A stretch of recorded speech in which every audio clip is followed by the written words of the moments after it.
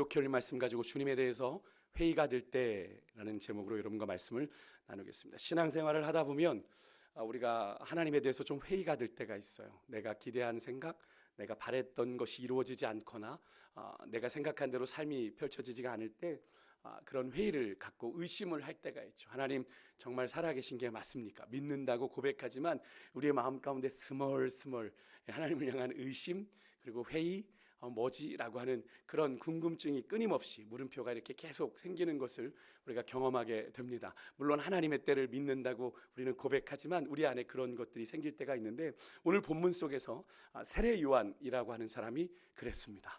세례 요한은 주님과 동시대를 살았고 주님의 오실 길을 예비했던 그인데, 여자가 낳은 자 중에 이보다 큰 이가 없다라고 예수님이 극찬을 하셨던 세례 요한 같은 이도 오늘 예수님에 대해서 의심하고 회의했던 것을 오늘 본문을 통해서 우리가 만나게 됩니다. 사실 누가복음의 저자인 누가는요, 세례 요한과 예수님의 출생 사건을 아주 자세하게 기록하기로 유명한 복음서이죠. 그래서 누가복음 1장이 아주 깁니다. 그죠? 세례 요한의 출생 사건을 아주 자세하게 다루고 있는데 17절에 보면 세례 요한을 이렇게 소개하고 있습니다. 우리 같이 한번 좀 화면을 보고 읽어볼까요? 같이 읽겠습니다. 시작. 그가 또 엘리야의 심령과 능력으로 먼저 와서 아버지의 마음을 자식에게, 거스르는 자를 의인의 슬기에 돌아오게 하고 주를 위하여 세운 백성을 준비하리라. 아멘. 세례 요한은 어떤 사람이에요? 엘리야의 심령과 엘리야의 능력으로. 그래서 세례 요한을 엘리야다라고 얘기했던 사람들도 있었죠. 구약의 그런 선지자 엘리야를 떠올리며 그렇게 얘기했습니다. 여러분 아시겠지만 세례 요한은 마지막 선지자죠. 예수님 전에 마지막 선지자입니다. 그의 사명은 뭐예요? 마지막 나온 말씀, 주를 위하여 세운 백성을 어떻게 하리라? 준비하리라. 그래서 준비시키는 자이고 주의 오실 길을 위해서 준비하는 자, 이렇게 세례 요한에 대해서 예견하고 있는데, 또 예수님에 대한 기대는 어떻게 성경에 표현되고 있냐면 누가복음 1장 71절의 말씀입니다. 우리 같이 한번 읽겠습니다. 시작. 우리 원수에게서와 우리를 미워하는 모든 자의 손에서 구원하시는 일이라. 아멘. 예수님이 하시는 일이 뭐예요? 구원하시는 일. 그래서 예수님을 우리가 구세주라고 고백을 하는 거죠. 이런 예수님에 대한 기대가 3장으로 가면 세례 요한이 직접 자신과 예수님을 비교해서 예수님은 자기보다 능력이 많은 분으로 예수님을 이렇게 표현합니다. 우리 3장 16절 17절의 말씀 같이 한번 읽어보겠습니다. 같이 읽습니다. 시작. 요한이 모든 사람에게 대답하여 이르되 나는 물로 너희에게 세례를 베풀거니와 나보다 능력이 많으신 이가 오시나니 나는 그의 신발끈을 풀기도 감당하지 못하겠노라. 그는 성령과 불로 너희에게 세례를 베푸실 것이요 손에 키를 들고 자기의 타작마당을 정하게 하사 알곡은 모아 곡간에 들이고 쭉정이는 꺼지지 않는 불에 태우시리라. 아멘. 세례 요한이 예수님을 어떻게 소개했어요? 나는 물로 너희들에게 세례를 베풀지만 우리 예수님, 내 뒤에 오시는 그분은 성령과 불로 너희에게 세례를 베푸실 분으로, 또 손에 키를 들고 타작마당을 정리하고 알곡은 알곡대로 정리하고 쭉정이는 쭉정이대로 불에 태워 던지는 그런 심판자의 모습으로 예수님을 소개하고 있죠. 마태복음에 예수님께서 천국에 대한 이야기를 하셨을 때와 같은 이야기를 얘기하고 있는 겁니다. 하지만 이런 예수님에 대한 요한의 소개가 요한이 3장 19절에 보면 헤롯 안티파스, 헤롯에게 잡혀가서 감옥에 gat히게 되면서 세례 요한과 예수님의 관계가 끊어집니다. 그러니까 더 이상 예수님의 관계가 언급이 되지 않아요. 그리고 오늘 우리가 읽었던 7장의 본문이 끊어졌던 예수님과 세례 요한의 그 관계가 다시 이어져 가고 있는 본문이거든요. 당시에 분봉왕이었던 헤롯 안티파스가 자신의 동생 헤롯 빌립의 아내인 헤로디아를 빼앗아 가지고 자신의 아내를 삼습니다. 그러니까 동생의 아내를 뺏은 거죠. 세례 요한이 그것을 책망을 했어요. 그것으로 인해서 헤롯이 세례 요한에게 누명을 씌워서 옥에 가두었던 것인데, 레위기 20장 21절에 보면 이런 말씀이 나오죠. 누구든지 그의 형제의 아내를 데리고 살면 더러운 일이라. 그가 그의 형제의 하체를 범함이니 그들에게 자식이 없으리라 라고 하는 분명한 레위기의 말씀이 있어요. 이 말씀의 근거에서 세례 요한은 당시에 분봉왕이었던 이 헤롯 안티파스를 책망했던 것인데, 누가 또한 이 사건에 대해서 헤롯이 자기가 행한 모든 악한 일로 말미암아 요한에게 책망을 받았다라고 기록을 하고 있습니다. 사실 어찌 보면 되게 무모한 듯 보입니다. 이런 권력자, 그 당시 분봉왕이면 상당히 힘이 있는, 권력이 있는 사람인데, 여러분 그런 권력자의 잘못을 지적한다는 건 결코 쉬운 일이 아니죠. 그 당시에 왕정 국가 시대에 그렇게 누군가의, 특별히 최고 권력자의 잘못을 지적한다는 것은 쉽지 않습니다. 지금도 민주주의 시대라고는 하지만, 그래서 미명 아래 누구나 목소리를 낼 수 있다고 하지만, 어떤 조직이나 단체에서 그 단체의 수장이 되는, 그 조직의 수장이 되는 그 사람에 대해서, 특히 그 사람의 잘못을 들추는 것, 그 잘못에 대해서 지적한다는 것, 지금도 사실은 결코 쉬운 일이 아니죠. 사실 그 조직에서, 그 단체에서 사실은 매장이 당하거나 아니면 심하면 내가 쫓겨날 각오로 그 이야기를 하지 않으면 안 되는 것이 오늘 작금의 현실이죠. 그래서 웬만하면 알아도 말하지 않고 넘어가거나 애써 보지 못하고 외면하게 되는 것이 일반적인 반응이지 않습니까? 하지만 세례 요한은 지위고하를 막론하고 거침없이 자신이 선포했던 회개의 복음, 천국의 복음을 외치는 자였습니다. 사실 오늘 우리가 사는 이 시대, 여러분 죄라고 단호하게 말할 수 없는 그런 시대적인 분위기 속에 살아가죠. 너는 뭐 달라? 뭐 너는 잘났어? 너는 깨끗해? 나는 누군가에 대해서 잘못을 말하거나 지적하면 그랬어. 네, 그래 고맙습니다. 그래 내가 그런 잘못을 했는데, 이런 반응보다는, 잘했다고 하는 칭찬이나 격려보다는 너나 잘해 라고 하는 소리 없는 비아냥거림이나 조소나 비난을 받는 것이 오늘날의 시대인데요. 하지만 레위기 말씀에 보면 여러분, 우리 믿음의 사람들에게 이렇게 말씀하고 계세요. 레위기 20장 4절과 5절에 보면 이런 말씀이 있습니다. 누군가가 그의 자식을 몰렉이라고 하는 암몬 우상이에요. 이 몰렉이라고 하는 암몬 우상은 그 인신 제사를 받기로 유명했습니다. 그러니까 자녀들을 바친 거예요. 주어서 암몬 우상에게 자식을 불에 태워 인신 제사를 드리는 것에 너희들이 못 본 채 하고, 그렇게 우상에게 그렇게 제사한 그를 죽이지 아니하면 하나님께서 그 사람과 그의 모든 권속에게 진노하여 그와 그를 본받아 몰렉을 음란하게 섬기는 모든 사람을 그들의 백성 중에서 내가 끊을 거다 라고 하는 말씀이 나오는데, 사랑하는 성도 여러분, 이 말씀은 우리에게 뭘 이야기해 주냐면, 지금 그러면 그렇게 범죄하는 사람 가서 돌로 쳐 죽여야 되는 겁니까? 이런 그렇게 적용하시면, 제가 주일에도 말씀드렸지만 문자적으로 적용을 하는 거죠. 우리에게 가지는, 죄가 가지는 영향력을 하나님께서는 말씀해 주고 계시는 거예요. 죄가 어떻습니까? 죄를 못 본 채 하고 그 범죄한 자를 죽이지 아니하면 그 죄를 외면한 그 사람과 그의 권속, 그의 가문도 하나님께서 진노하실 뿐 아니라, 그 못 본 척한 죄가 그냥 그 죄로 끝나는 것이 아니라 그것이 공동체에 영향을 준다는 거예요. 그죠? 여기 보면 그와 그를 본받아 똑같이 그 죄를 짓는 자들이 있는데 그들을 내가 그의 백성 중에서 끊을 거다. 공동체에 영향을 줘서 그 죄를 본받아 행하는 모든 자 하나님이 끊으시겠다 말씀하시는 거예요.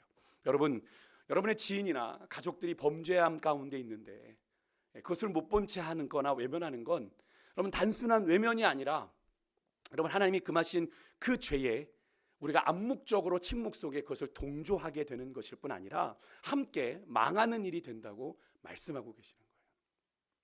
여러분 죄를 죄라고 말할 때, 말해서 하나님 앞에 돌이킬 수 있도록, 여러분 때로는 우리가 정이나 관계에 얽매이지 말고 그런 죄에 대한 단호함이 우리에게 있을 때, 여러분 우리의 삶과 우리의 가정, 또 우리가 일하는 일터, 또 우리 공동체 안에 기생하는 여러분 이 죄의 이 누룩이 우리도 모르는 사이에 자라는 것을 막을 수가 있습니다. 오늘 본문에서 만나는 세례 요한은 바로 그런 사람이었다는 거예요. 당시의 분봉왕, 갈릴리 지역과 베레아 지역을 다스리는 이 헤롯 안티파스는 나름 권력의 가장 수장에 있는, 헤드십에 있는 그런 사람이었음에도 불구하고 세례 요한은 그를 지적하고 그를 비난했을 때 자기에게 오는 어떤 불이익이 있을 것을 예상함에도 불구하고 거침없이 그의 잘못에 대해서 지적하고 회개할 것을 요청했다가 옥에 갇히게 된 지금 상황이거든요. 여러분 그렇게 옥에 갇힌 세례 요한이 예수님께 제자들을 오늘 보낸 것이 오늘 본문입니다. 그렇게 세례 요한은 감옥에 갇힌 채로 제자들을 예수님께 보냈는데 왜 보냈습니까? 세례 요한은 자신이 그토록 단호하게 예언했던 요한복음에서 자 보라 세상죄를 지고 가는 하나님의 어린 양이라고 고백했던 그 예수님에 대해서 회의가 생겼던 거예요. 의심이 생겼던 겁니다. 그래서 제자들을 통해 예수님께 질문한 거예요. 오실 그이가, 내가 구약에 들었던 그 오실 메시아가 당신입니까? 왜 그토록 예수님에 대해서 확신에 찾고 결연했던 이 세례 요한이 예수님에 대해서 이런 회의와 의심을 하게 되었을까요? 첫째로는요, 예수님의 모습이 성령과 불로 세례를 베푸시고, 또한 어떤 모습이라고 그랬습니까? 키를 가지고 타작마당을 정리해서 알곡과 쭉정이를 가리실 심판자로 자신이 예언했던 모습과 지금 예수님의 모습이 상당한 차이가 있는 거죠. 아직 예수님께서 불로 세례를 베푸시는 행동이나 종말론적인 심판을 아직 행하지 않으셨기 때문에 그런 거예요. 빨리 하나님이 메시아가 오시면 바로 심판하실 줄 알았는데 그러지 않은 거죠. 둘째로 세례 요한은 지금 헤롯의 불의한 모함에 핍박을 받아 투옥이 된 상태죠. 거기에 이게 죄를 얹어가지고 세례 요한을 지금 투옥시킨 상황인데, 예수님께서는 누가복음 4장 18절에 보면 포로된 자에게 갇힌 자에게 노임을 자유를 주겠다라고 선포하셨는데, 지금 요한이 풀려날 기미가 안 보이는 거예요. 그러다 보니까 이제 어떻게 보면 자꾸 들려오는 이야기가 자신을 죽일지도 모른다라는 이야기가 들려와요. 근데 만약 예수님이 메시아가 아니라면 그럼 뭐지? 라는 허망한 생각이 이 세례 요한에게 들기 시작했던 것이고, 언제 죽어 끝날지 모르는 자신의 사명 되새기면서 예수님이 정말 내가 기다릴 메시아인지를 확인하고 싶었던 겁니다. 그래서 오늘 본문 19절에 세례 요한은 그의 제자들을 예수님께 보내서 예수님이 누구신지에 대한 질문을 던진 거예요. 오실 그이가 당신입니까? 뒤에 23절에 보면 예수님께서 그런 질문을 받은 것의 결론처럼 이런 이야기를 하십니다. 실족이라는 표현까지 여러분 세례 요한에게 사용하신 것을 볼 때 세례 요한의 예수님에 대한 그런 회의와 의심이 조금 나름 좀 심각했던 것 같아요. 사람은 여러분 이렇게 누구나 자신이 처한 환경에 영향을 받습니다. 그죠? 받습니다. 세례 요한은 옥에 갇혀서 육체적으로 정신적으로 고통 가운데 있었는데, 여러분 불안하고 또 두렵고 언제 죽을지 모르는 그런 상황에서 세례 요한의 마음이 많이 흔들리고 약해진 거죠. 억울하게 투옥되어 불안하고 그런 힘든 환경에 자꾸 지배를 받게 되면서 그렇게 거침없이 광야에서 외쳐댔던 회개와 천국 복음에 대한 열정과 확신마저도 이 세례 요한은 희미해져 버린 거죠. 엄밀히 말해서 세례 요한의 그 예수님에 대한 의심과 회의는 사실 하나님의 약속의 말씀에 대한 자기 중심적인 이해에서 생겨난 거예요. 다시 말씀드리면 예수님께서 성령과 불로 세례를 베푸시고 세상의 의인과 악인을 당장이라도 심판하셔서 알곡과 쭉정이를 구분하셔서 억울하게 옥살이하는 자신을 포함한 지금 이 로마의 압제 속에 억압받고 압제받는 이 이스라엘의 억울함을 하나님이 당장 풀어주시고 공의로 이 세상의 악인과 의인을 심판할 거다 세례 요한은 기대했단 말입니다. 그런데 아직 그런 일들이 세례 요한에게 들려오지가 않는 거죠. 솔직히 그런 기미조차도 보이지가 않는 거죠. 예수님 분명히 메시아가 온 것 같긴 한데, 예수님이 행하신 거 보면 그게 맞는 것 같은데 그런 조짐이 안 보이는 겁니다. 여러분 사람이 이렇게 연약해요.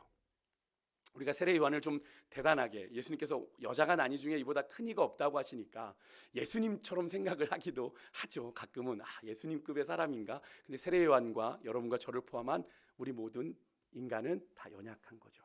그죠? 우리도 예외일 수가 없어요. 신앙생활 잘하다가 우리의 믿음이 늘 한결같아서 의심과 회의에 자유하십니까? 얼마든지 우리 심과 회의가 우리 안에 밀려들죠. 우리가 기대했던 대로 우리의 인생이 사라지지 않을 때, 또 내가 꿈꾸던 상황대로 상황이 펼쳐지지 않을 때 하나님에 대한 그런 의심과 회의가 들 때가 있는데, 특별히 개인적인 상황이 많이 어려워지고 시대가 너무나 악해서 하나님이 정말 계시는가? 라는 질문을 던질 수밖에 없는 그런 참담한 광경들을 보게 될 때 우리가 그런 생각을 하게 되죠. 여러분 그럴 때라도 여러분 절대로 부탁드리지만 하나님에 대해서 함부로 속단하거나 판단하지 마시기를 부탁을 드립니다. 늘 말씀드리지만 우리 인간은 그래요. 그런 생각을 품을 수 있는데 그것을 입 밖으로 내지는 않으셨으면 좋겠어요. 여러분 제가 자주 인용했던 이사야 55장의 말씀, 여러분 우리의 생각 하나님의 생각 다르고 우리의 길 하나님의 길이 분명히 다르니까요. 그래서 우리가 하나님의 뜻을 다 그 말씀은 온전히 다 이해할 수 없다는 이야기를 하고 있는 거예요. 근데 너무나 당연한 이야기를 우리는 자꾸 기대하죠. 창조주 하나님을 피조물인 우리 생각에서 다 이해할 수 있다고 생각을 하는 겁니다. 우리의 생각처럼 하나님이 움직이실 거라고 생각하는 거예요. 내 기대대로 하나님이 움직이실 거라고 생각하는 겁니다. 그런데 제가 예전에도 말씀드린 적 있지만 하나님이 우리의 그런 생각, 이해, 계산대로만 움직이시면 여러분 하나님은 하나님이실 수가 없는 거죠. 맞습니까? 그죠? 하나님이 우리의 생각, 이해대로, 계산대로만 움직이신다면 하나님은 우리의 이해와 생각과 계산에 불가능한 일들은 그분에게도 불가능한 일이 되어버리는 거니까요. 우리의 생각, 이해, 계산보다 훨씬 크신 분이 하나님이심을 여러분이 기억하실 수 있길 바라고, 그래서 우리가 고백해야 되는 건 하나님, 내가 하나님을 다 이해할 수 없지만 그래도 신뢰합니다. 그래도 하나님을 의지합니다. 고백할 수 있어야 되는 거죠. 여러분, 세례요한 같은 사람도, 세례요한조차도 예수님에 대해 누구보다도 잘 알고 있고 주의 오실 길을 예비하고 확신하여 그렇게 광야에서 외치는 자의 소리가 되어서 정말로 거의 메시아급으로 세례요한이 그 당시에 취급을 받았지 않습니까? 그런 그도 또한 인간이기에 그런 예수님의 기대와 예수님의 가대에서 가졌던 그 기대, 자신의 기대와 다른 현실이, 다른 상황이 펼쳐질 때 이 세례요한 같은 이도 예수님에 대해서 어떻게 해요? 의심하고 회의할 수밖에 없었던 것을 우리가 오늘 본문에서 만나게 되는 거죠.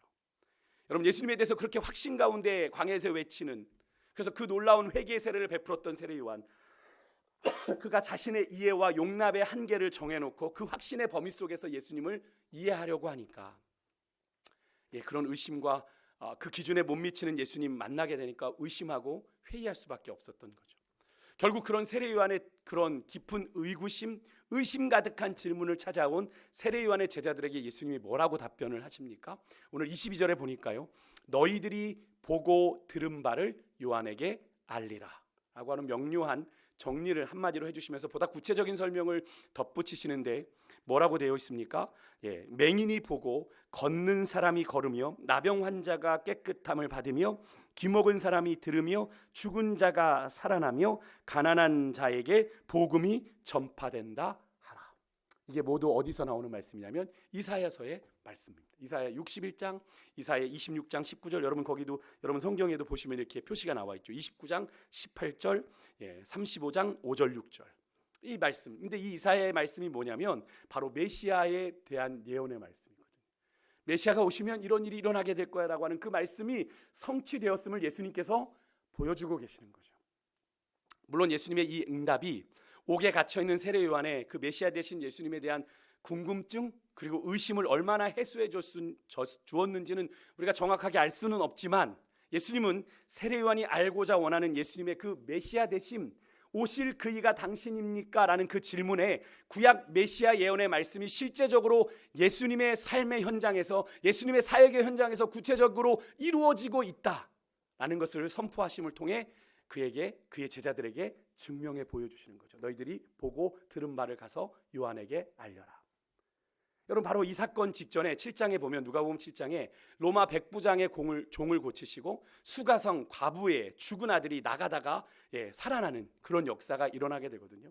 그래서 오늘 본문 맨 앞에 18절에 이 모든 된 일이 바로 요한의 제자들이 요한에게 보고한 것이 바로 이 일을 말해요. 예수님께서 백부장의 종을 고치신 것과 수가성 과부의 죽은 아들을 죽었어요. 그런데 선생님, 그 예수란 사람이 그 죽은 아들이 상여가 먹여 나가는데 거기서 살렸습니다 라고 그 이야기를 보고한 것이 오늘 이야기의 시작이 되는 겁니다. 그래서 요한의 제자들이 이 모든 일을 그에게 알리니 요한에게 알렸다는 거죠. 16절에 사실은 이 수가성 과부의 죽은 아들을 살린 것을 보고 모든 사람이, 16절에 보세요, 두려워하고 하나님께 영광을 돌리고 큰 선지자가 우리 가운데 일어나셨다고 하나님께서 자기 백성을 돌보셨다고 하는 그 백성들의 고백이 나와요.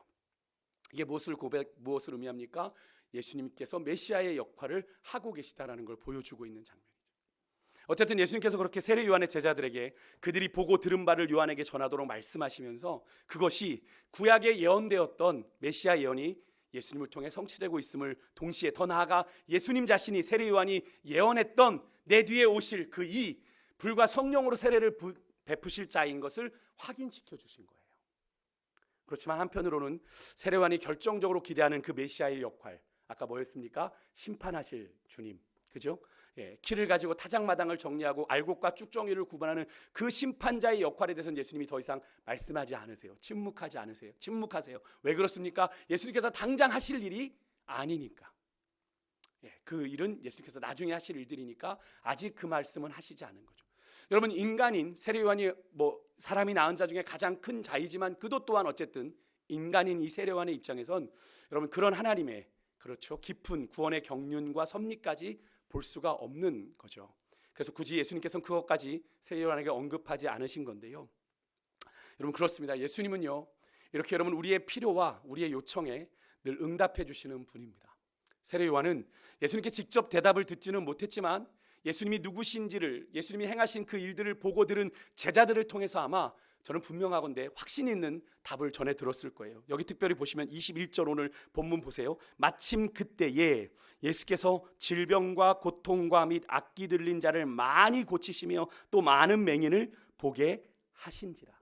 마침 그때에라는 표현을 여러분 잘 보셨으면 좋겠어요. 마침 그때에 예수님께서 유난히 질병과 고통과 악기 들린 자들을 많이 고치시며 맹인들을 보게 하셨다라는 것, 세례요한의 제자들이 보는 앞에서 자신의 메시아 되심을 확실하게 보여주신 거죠. 오늘 여러분 우리가 살아가는 우리 또한, 오늘을 살아가는 우리 또한 예수님의 그런 직접적인 대답을 들을 수는 없습니다만, 예수님은 우리가 처한 이 환경 가운데 진리의 말씀과 성령님을 통해서 우리에게 가장 선한 응답을, 가장 좋은 길을 보여주시는 분임을 여러분 믿으시길 바랍니다. 자주 말씀드리지만 이미 예수님께서는 우리에게 이 말씀을 통해서 자신을 계시해 보여주셨죠. 자신을 드러내 보여주셨습니다. 구약은 오실 메시아, 신약은 성육신하신 이 땅에 오신 메시아. 그래서 성경의 주제는 성자 예수님입니다. 성경의 주제는 예수님에 대해서 이야기하는 거예요. 그래서 우리가 말씀이신 예수님의 뜻을 알기를 원한다면 우리는 어떻게 해야 되는 겁니까? 이 말씀을 가까이 하고 말씀을 읽고 묵상하며 우리의 삶을 향하신 하나님의 뜻을 수시로 묻고 찾아야 되는 거죠. 귀를 기울여야 되는 거죠. 사실 말씀을 읽지 않으면서 하나님이 내게 어떻게 말씀하시는지 모르겠습니다. 사실 거짓말인 거죠. 사실은 하나님이 귀에 음성으로 말씀해 주시는 경우는 그렇게 흔하지 않습니다. 근데 자꾸 그런 신비적인 방법을 찾게 되는 거예요. 말씀을 보지 않으면 자꾸 꿈을 통해서 근데 꿈을 해석하는데 여러분, 하나님께서 주신 하나님의 응답을 찾는데 그 꿈을 어떻게 해석하냐면 여러 가지 전래동화 이런 걸 가지고 이랬는데 이렇게 하나님이 얘기하시는 것 같아요. 여러분, 그 꿈에 대한 해석이 맞습니까? 절대로 틀린 겁니다. 그 꿈이 정말 하나님의 뜻이려면 하나님의 말씀을 통해서 확인이 돼야 되는 거예요. 제가 늘 말씀드리지만 우리의 믿음의 근거는 우리의 느낌과 감정이 아니라 하나님의 말씀을 근거한다라고 말씀을 드렸어요. 그래서 우리가 뭔가 어떤 은혜의 그런 신비적인 현상들을 보았을 때 그것이 하나님의 뜻인지를 다시 한번 컨펌하기를 원하신다면 말씀에서 그 답을 찾으셔야 돼요. 그래서 말씀을 통해서 주님 내게 깨닫게 해주십시오. 여러분, 그것이 하나님의 뜻을 온전히 분별하는 가장 중요한 방법인데요. 오늘 본문에서 예수님께서는 세례요한을 통해서 우리에게 이렇게 교훈을 주세요. 우리 인간이 아무리 신령하다고 할지라도, 아무리 놀라운 사역을 감당한다고 할지라도 연약한 인간일 수 있다는 사실을 우리에게 이야기해 주고 있는 겁니다. 여러분, 세례요한, 제가 서두에도 말씀드렸는데 누구보다도 예수님에 대해서 잘 알고 그의 오심을 기대하고 고대하던 신실한 사람이었고, 여자가 낳은 자 중에 이 요한보다 큰 자가 없다는 예수님의 극찬을 받았던 사람이지만, 그가 막상 그가 기대하던 상황과 달리 헤롯의 불의한 동기로 인해 이 옥에 갇힌 상황에서 그의 예수님을 향한 믿음과 확신이 아주 많이 흔들리고 있었음을 우리가 오늘 본문을 통해 보게 되는 거죠.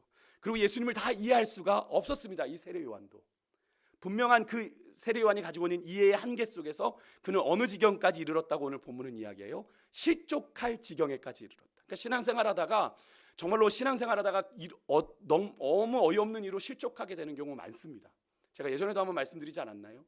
어떤 남편이 불신자 부인과 결혼해서 전도해서 부인은 신앙생활을 잘하는데 신방을 갔더니 남편분이 안 믿어요.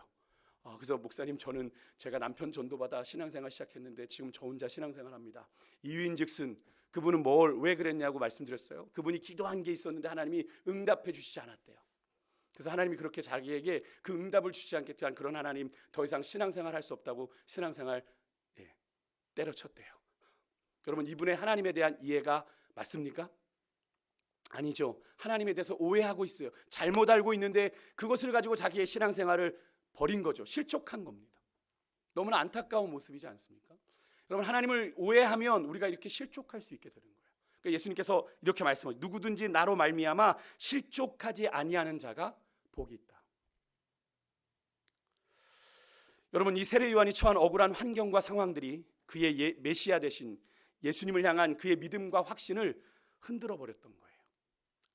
그런 세례 요한의 영적인 상태를 예수님은 아셨고, 예수님께서는 그에게 가장 확신을 줄 수 있는 방법이 구약의 메시아 예언이 예수님을 통해 성취되고 있는 그 현장을 그의 제자들을 증인 삼아 그들이 보고 들은 것을 전하게 하신 겁니다. 예수 그리스도의 사역이 어떻게 성취되고 있는지를 이 그들의 제자들을 증인 삼아 보게 하셨던 거죠. 사랑하는 생각교회 성도 여러분, 지금도 여전히 여러분 하나님의 역사는 계속되고 있습니다. 우리 눈에 보이지 않아도, 느껴지지 않아도. 근데 참 그게 답답할 때가 있죠. 목사님, 저도 그럴 때가 있습니다. 하나님, 제가 그런 기도 주일날 드렸잖아요. 하물며 너희일까 보냐. 하나님 그런 말씀 해주시는데 하나님 정말 그런 거죠? 라고 제가 하나님 앞에 반문할 때가 있더라고요. 그죠? 하물며 너희일까 보냐. 내가 너희를 공중에 나는 새를 보라, 들의 백합화를 보랴. 내가 그들이 길쌈수고 안 해도 그들을 입히시거든 하물며 너희일까 보냐. 그런 귀중한 존재라고 하는데 주님 왜요? 라고 제가 하나님께 질문을 드릴 때가 있더라고요. 하나님의 약속의 말씀은 오늘도 우리가 너무나도 암울하게 보이는 우리의 현실, 정말로 하나님의 말씀이 정말 이루어질까라고 우리는 의심하고 회의하지만, 여러분 하나님의 나라에 대해서 점점 부정적으로 변해가는 이 세상의 암울한 현실 속에서도 여러분 하나님의 나라는, 하나님의 역사는 지금도 헌신된 자들, 순종하는 자들을 통해 지금도 믿음의 사람 그 한 사람을 통해 성취되어 가고 있음을 여러분 믿으시길 바랍니다. 여러분 그 역사는 분명히 일어나기로 있고요. 그런 주인공이 물론 연약한 우리지만 우리가 되었으면 좋겠습니다. 저와 여러분이었으면 좋겠어요. 여러분 그렇게 예수님의 부활을 의심했던 도마, 나중에 인도까지 가서 복음을 전하고 생명 걸지 않았습니까? 그런 연약한 자도 하나님은 쓰십니다. 그런 부족한 자도 쓰십니다. 그런 우리의 믿음의 부족함을 가지고 하나님 역시 난 안 되죠 라고 오늘 이 밤에 결론이 그렇게 나면 안 돼요. 하나님 이런 이 모양인 나를 가지고 하나님 일 감당할 수 없죠 라고 결론이 나지 말고, 하나님 이런 연약한 나를 통해서도 하나님 믿음의 역사를 이루어가길 소망합니다. 주님 나를 사용해 주십시오. 그렇게 소망하는 가운데 오늘 이 밤 우리가 기도의 자리로 좀 나아갔으면 좋겠어요. 여러분 우리가 처한 환경, 내 눈앞에 보여지는 상황, 그것이 여러분 전부인 것처럼 보이죠. 하나님은 일하지 않는 것처럼. 근데 여러분 그 이면에 우리를 끊임없이 여러분 위에서 일하고 계시는 그 주님을 볼 수 있는 믿음의 눈이 열려지시기를 주 여러분으로 축복합니다. 여러분 그 상황은 우리를 끊임없이 하나님의 말씀, 이 약속의 말씀에 대해서 회의하고 의심하게 만들지만, 여러분 하나님 나라의 복음, 하나님의 약속은 여전히 이 땅 가운데 이루어지고 있고 지금도 성취되어 가고 있습니다. 그래서 하나님의 나라가 우리에게 점점 가까이 오고 있는 거예요. 여러분 그때 우리가 정말로 믿음의 선한 싸움을 다 싸우고 이겼습니다. 그렇게 고백할 수 있는 여러분과 제가 될 수 있기를 간절히 소망합니다. 우리가 그런 마음의 소원을 담아서 우리 찬송